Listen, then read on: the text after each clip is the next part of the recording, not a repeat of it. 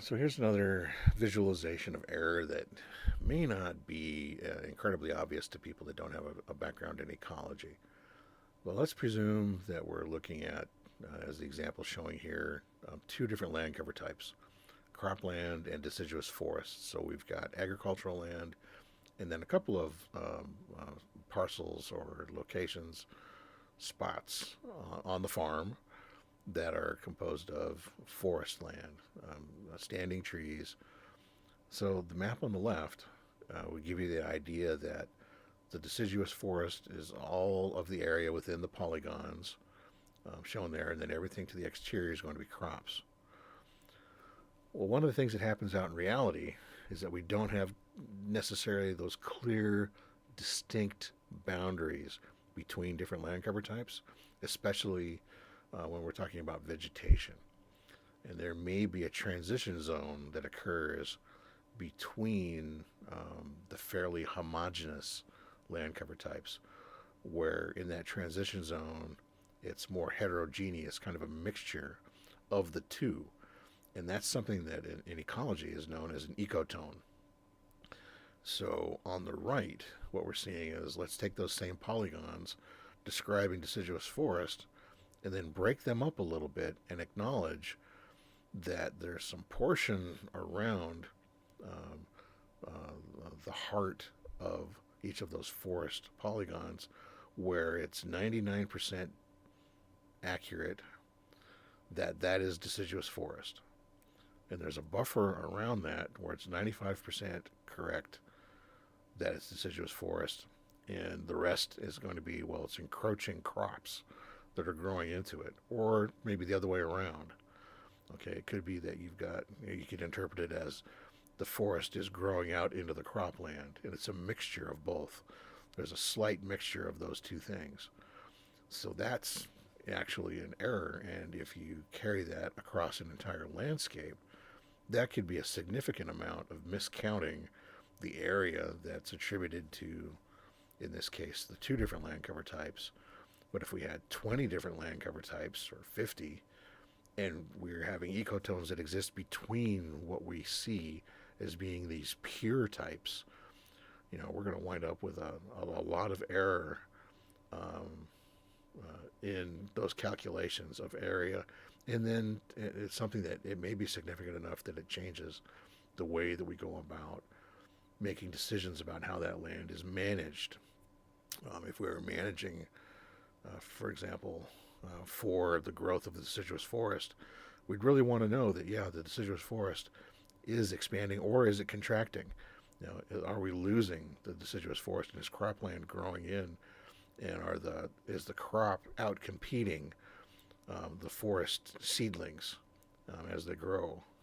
Are they not getting enough nutrients, enough sun, enough water? And is this forest, in essence, being extinguished by crops growing into it and wiping them out, or the other way around?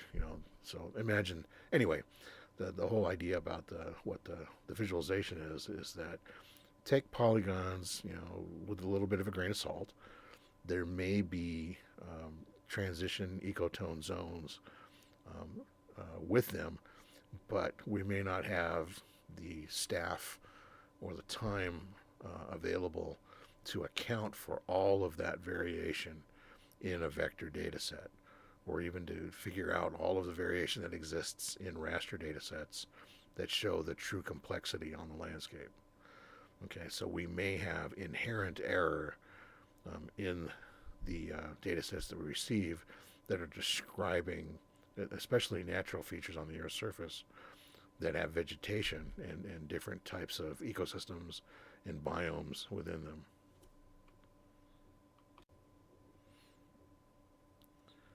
So this slide is about the idea of error propagation or carrying error forward. So we've got a plot of land on the top. It's corn, and we know that the left half of that parcel, let's call it a township, so that left half of that township is composed primarily of sand with regard to its soil texture. So, meaning that the surface soil is primarily sandy, and on the right hand side, the soil texture is primarily clayey. And soil texture is a combination of sands, silts, and clays, and usually is a percentage of each of those things. So we're saying it's sand dominated soil texture, clay dominated soil texture. And the next portion over is where we're introducing an error. And what we're claiming is that we're irrigating um, north south 3/4 of that parcel, and we're leaving 1/4 um, non irrigated. We're just going to leave it dry. Okay, and that doesn't match reality. In reality, we're just irrigating north south, the top half of that parcel, and we're leaving the bottom half non irrigated. So if our analysis is calling for the combination of these things, we've introduced an error that carries forward in every other step of the analysis. So the area that we associate with the attributes of corn, sand, and irrigated, and corn, clay, and irrigated, they contain that error. And anything that we might do beyond that, adding in other types of environmental variables, for example, to try to get a handle on how we should manage that land, that error is going to propagate and carry forward everything that we do from that point on. So we've created inaccurate information for someone to use to make a decision. Okay. So again, that idea of garbage in, garbage out, anywhere in the analytical process that you introduce a flawed data set, the analysis from that point forward and the interpretation and the decisions made upon that may be wildly inaccurate depending upon what level of error you have introduced by using that flawed data. So the lesson to try to drive home again is to use as accurate as possible data sets, no matter what they are, vector, raster, any type of variables, whatever they happen to be. Use the most accurate information that you have available to you, and don't just substitute something in that you know is flawed or you suspect might be flawed if you have alternatives, because we want to produce the best possible geospatial information for whoever it is that's using that information to make decisions, no matter what they happen to be.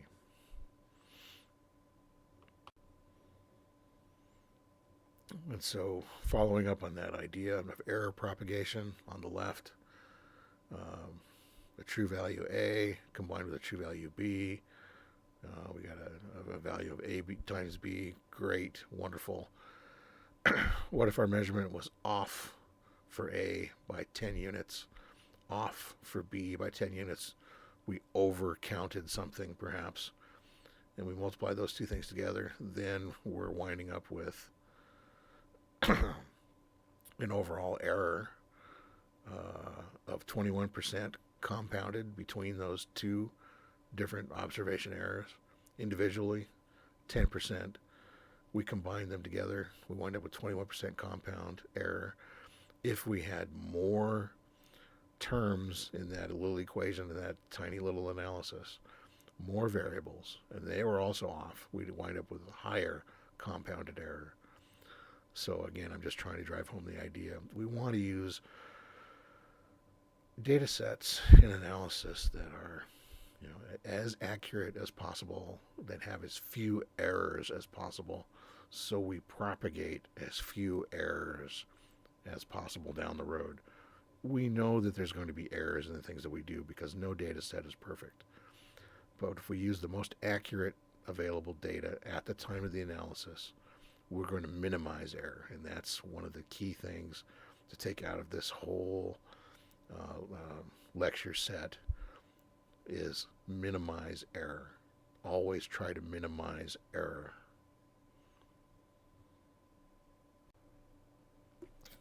Ecological error is commonly known as the ecological fallacy. And as the text says here, it's the belief that the characteristics of a group apply to all of the individuals within a group. And what we're seeing displayed on the map is the distribution of median income by county in the state of California. and position A is Santa Clara County, and position B is Modoc County. So the ecological fallacy would be, let's take an individual somewhat at random living in Santa Clara County, and we're going to say that person has higher income than another person over in Modoc County. Okay, and we're basing that on what we see here in the map, that the median income range for Santa Clara County is $67,000 to $89,000, and the median income for Modoc County is $34,000 to $40,000. And so the ecological fallacy says, well, that person you picked at random may not have that income.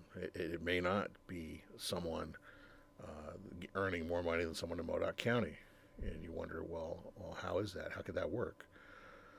Remember what median income is. Median income is the midpoint of the distribution. So someone living in Santa Clara County may well be earning $5,000 a year, and someone in Modoc County may well be earning $100,000 a year. Okay, so we're making poor assumptions based upon the characteristics, in this case, the statistics that we know about the population, and the individual variation may be more than that, more than what we initially think. So that's kind of an example of how we can apply things spatially at group levels, at the population levels, and forget about the individual sometimes in between, and that just that information may not apply in the way that we think at first.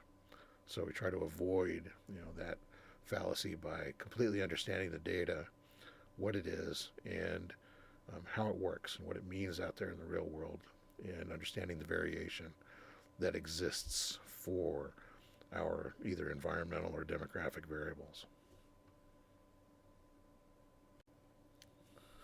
So the last major idea about, or source of error, that we're going to examine in this chapter is known as the Modifiable Areal Unit Problem, or MOP. Let's define an enumeration unit.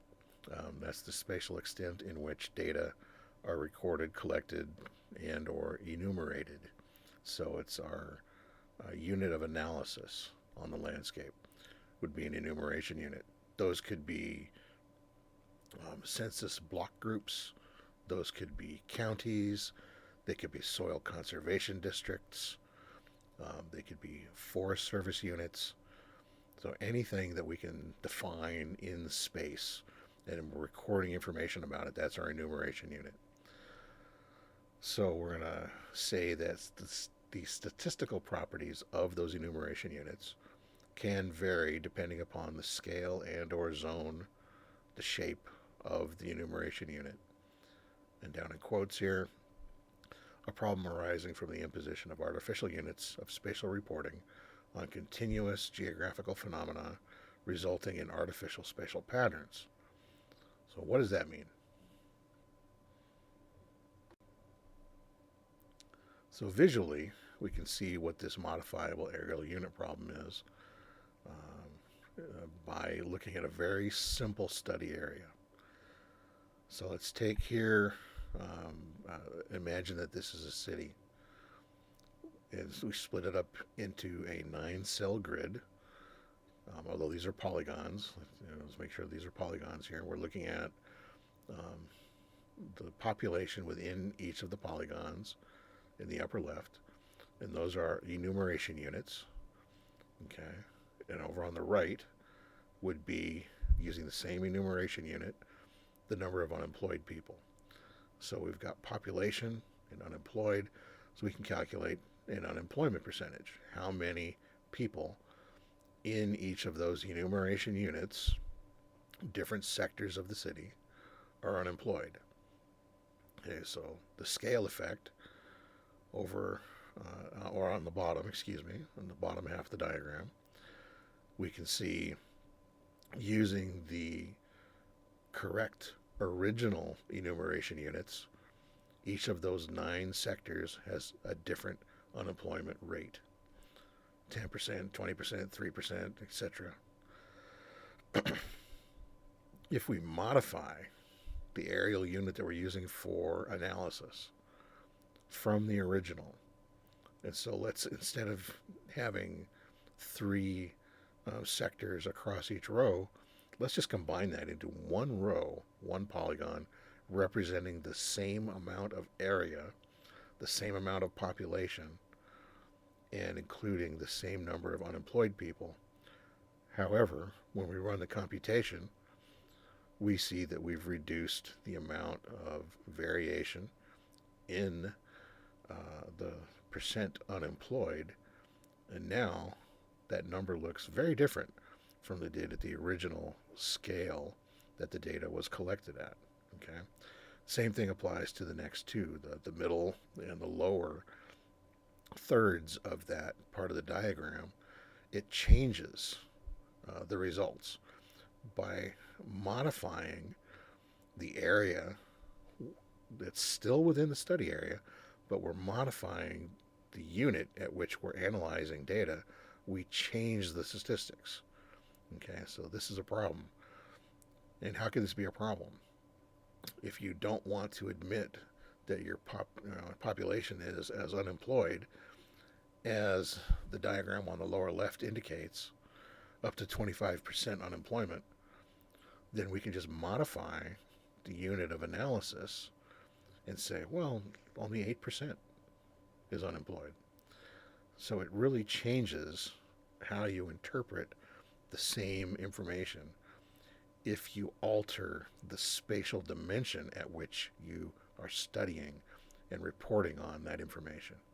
Okay, so that's what this idea of MOP is all about.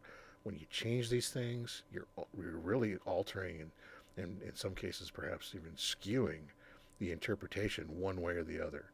So it's very suspect to take an original data set and modify it into some other shape or form that will cause this kind of impact on calculating, in this case, just a simple unemployment rate. It winds up with a very different number in the end. And so you can leave it to your imagination, how people might choose to go about interpreting and analyzing data, and just leave it at that. So if we modify things even further, and let's make it a little bit more extreme, we can wind up with something known as the zonation effect. So if we take the same base population values and unemployment count from the previous slide, and instead of using the 9 sectors approach, let's change how we're aggregating the data to calculate those percentages, as you see below in the lower half of the diagram. And so what you can see there on the left, we were imposing kind of a T shape at an angle, rotated at an angle. And so we wind up with 3 different zones and 3 different values. Let's rotate the T a little bit more over on the right, and we get 3, again, different zones with different counts. And they're all very different from each other, and they're very different from the original values that were produced using the 9 sector enumeration unit. So here, we can really get an idea on how a map maker can modify and change the output of a map such that the audience receiving it gets vastly different information, but based on the same measured information that whoever went out and sampled the population in the first place intended it to be analyzed at that level, at the enumeration unit of 9 different sectors in the city, rather than here reducing it to 3, and 3 shapes that don't necessarily make any sense. But they're modifying the information, and what it really does is it modifies your interpretation of that variable across space, of that characteristic of the population, that attribute of the population across space. So by doing something rather subtle here, just something that people wouldn't necessarily think about perhaps as being important, But just by altering the shape of things, we change how the analysis is done and then how the interpretation is done. And from that, eventually, in GIS work, we lead to decision making. So the person who's analyzing the data and making the map has a lot of control over how that information gets interpreted by the decision makers or perhaps by the general public. And if we're following, ethical guidelines and trying to do the best job that we can as GIS analysts, um, what the lesson is here from the modifiable area unit problem is to be very careful. If you decide to change the scale at which your data was collected into something else, then you're going to be modifying inherently how that information is going to be interpreted by the end user. Okay, so just be cognizant of that. It's another thing. There are a lot of things we have to be aware of as GIS analysts, but here's one that's subtle, but it has a potentially large impact on how your work is received and how it gets used in the decision-making process. So at the end of the day, as a GIS analyst, you ultimately face this kind of a question. What kinds of data should I use in my work? And best practices would tell us, first of all, go to a reputable source, someone or some organization, some entity that's been in the business of producing spatial data for a long time and is known to be accurate, known to be as diligent and to follow established procedures and protocols for analyzing data and reporting information about data. Use those sources above all others. And you're looking for, as the second bullet point reiterates, research groups or individuals that pay attention to detail in the work and the proper production of the associated metadata. We want good, accurate, solid information that's documented well. Okay, that's the preference that we have in all choices in geospatial data analysis. You want to use the best available data that has the best documentation so that you can use that information and you're sure of what's in it, you understand what's in it, it's very clear, and you know the drawbacks, limitations, and the benefits of that data set inside and out. Okay, that's the ideal. Okay, you may not have that data. It may not exist. You may need to produce it yourself, which is what you're going to be learning how to do in the class as a whole, is how to take information, perhaps from your own observations, your own measurements, or perhaps from other sources, combine them together to create what you need to address the particular problems or issues or needs of the project that you happen to be working on. Okay, that's what we're going to be looking for. If we can't find it somewhere else, we learn how to make it, and we learn how to get the necessary inputs to create and generate our own data sets that are done as accurately as possible and documented well so that we can use them ethically and responsibly in the decision-making process, in the analytical process, anywhere. In our getting our project done, that's the ideal. We either find it from well-produced sources, or we make it ourselves. Okay, and that ends out what we're going to talk about here. This topic doesn't go away. Error is something that's everywhere in our data. Understanding the metadata is something that never goes away. Knowing whether or not our information is, or knowing what level and what scale at which it's accurate, never goes away. So this is a really important topic to get a handle on, and it's something that we'll be reinforcing throughout the rest of the course.